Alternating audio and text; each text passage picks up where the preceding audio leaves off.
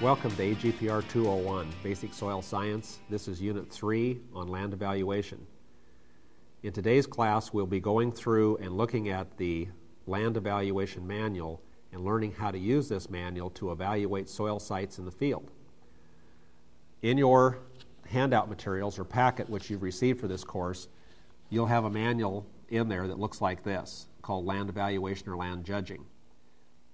This is put out by the Washington Association of Conservation Districts, and the purpose of this is to establish certain criteria by which land can be evaluated or judged, and then based upon that evaluation, making some specific soil and or water conserving and or conservation practices that should be employed on that land to prevent unnecessary erosion or runoff due to excessive soil water.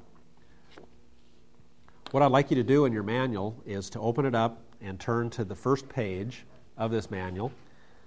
Now the page numbers on this manual are at the bottom of the page in the center. And the first page in your manual is page number 3.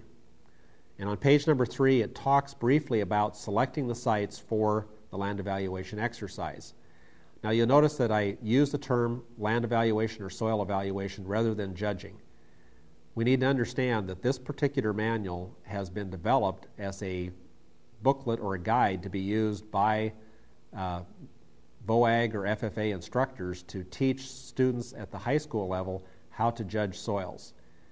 We are not approaching this as a contest. We are not approaching it as a judging exercise. Rather, we are looking at this as an example of a field exercise where we can learn how to evaluate certain aspects of the soil, and then based upon that, what types of conservation practices would need to be employed to protect that site from unnecessary erosion.